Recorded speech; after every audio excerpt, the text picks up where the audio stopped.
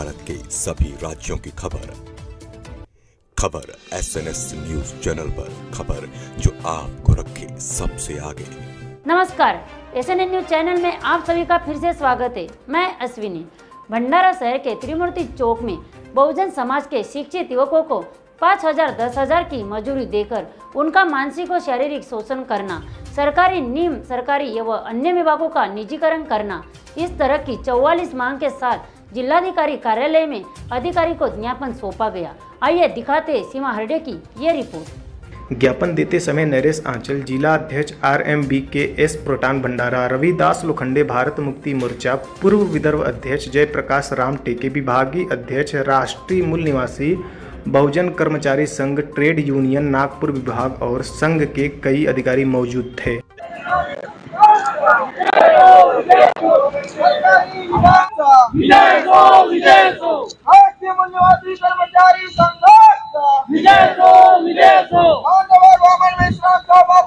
मैं सीमा हरडे, खबर SNS TV से। आज हमारे भंडारा के कलेक्टर ऑफिस के सामने, जहां पर राष्ट्रीय मूल निवासी बहुजन कर्मचारी संघ, सरकारी विभाग और सरकारी कर्मचारी अधिकारी बचाओ राज्यव्यापी आंदोलन पर बैठे हैं। तो आइए जानते हैं उनकी मांगे क्या है। सर, आपका नाम? मैं नरेश आंचला, जिला अध्यक्ष प्रोटान भंडारा।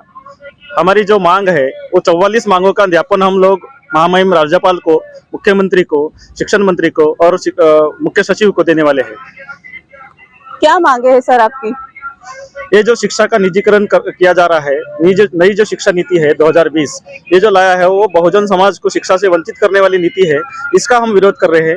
उसी के साथ साथ जो सरकारी विभाग जो है, जिससे हमारे पढ़े लिखे नौजवान अधिकारी कर्मचारी बनते थे, वो जो पढ़े लिखे नौजवान अधिकारी कर्मचारी बनते थे, उन विभागों को नष्ट करने का प्लान महाराष्ट्र गवर्नमेंट ने किया है। उसके विरोध में हम लोग ये आंदोलन कर रहे हैं।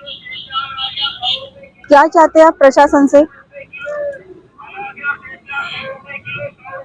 प्रशासन से हम ये चाहते हैं कि जिस तरह साहित्य रत्न अन्ना भाऊ साठे ने 16 अगस्त 1947 को मोर्चा निकालकर आजाद मैदान से ऐलान किया था कि ये आज़ादी झूठी है, देश की जनता भूखी है।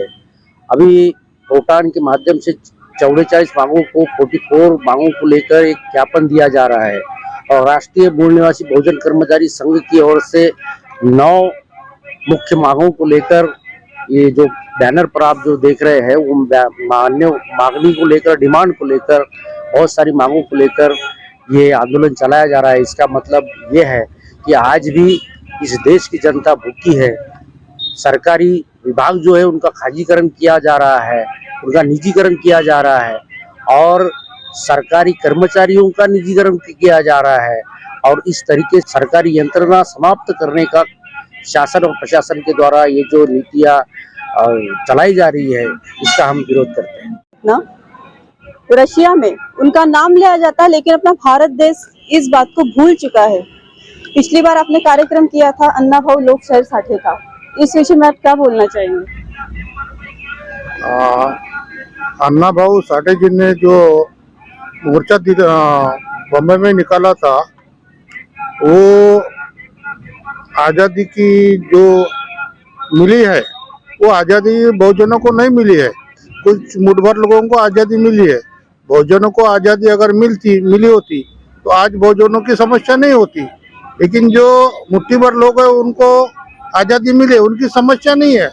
अभी हमारे लोगों की जो समस्या है वो रोजगार की समस्या है, शिक्षा की समस्या है, नौकरी की समस्या है। ये बहुत सारी समस्या है। इसलिए हम लोग जो है वो आज़ाद नहीं हुए, बहुजन समाज के लोग आज़ाद नहीं हुए हैं। इसलिए हम लोगों को यहाँ धरने आंदोलन करना पड़ रहा है। और जो शिक्षा नीति है गवर्नमेंट की, वो शिक्षा नीति गलत है। तो अभी जो नौकरदार वर्ग है उनका पेंशन भी बंद कर दिया है। तो 2005 से पेंशन बंद कर दिया है, तो पेंशन उनको मिलना चाहिए। अगर पेंशन नहीं मिलती है तो उनके ऊपर में रिटायर के बाद में भूखमरी की शिकार हो सकते हैं वो, और कुछ लोग आत्महत्या भी कर सकते हैं। यहाँ तक कि मैं भी एक पेंशनर हूँ। इसलिए मुझे पता है कि जो भी नौकरी के अंदर में जो भी पैसा मिलता है वो शादी ब्याह में, घर खर्चा में पूरा खर्चा हो जाता है।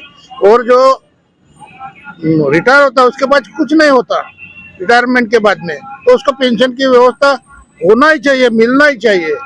ऐसा मैं अभी इस वक्त आपको कई बार पेंशन के लिए आश्वासन भी दिए जा चुके हैं, कई बार यही जगह पे आंदोलन किए जा चुके हैं, लेकिन अभी तक प्रशासन सरकार इस पे कोई अपनी राय नहीं दी है। हमारे भारत देश में से कई युवा है जो पढ़े लिखे वेल ग्रेजुएट होने के बाद भी रोजगार उपलब्ध नहीं है, लेकिन मोदी जी बोलते हैं देश आगे बढ़ना चाहिए। कैसे आगे बढ़ेगा जब हमारे देश के युवा इतना पढ़े लिखे होने के बाद बेरोजगार है? क्या बोलना चाहेंगे इस विषय? पढ़े लिखे लोग तो बेरोजगार है, ये एक बात है। दूसरी बात ये है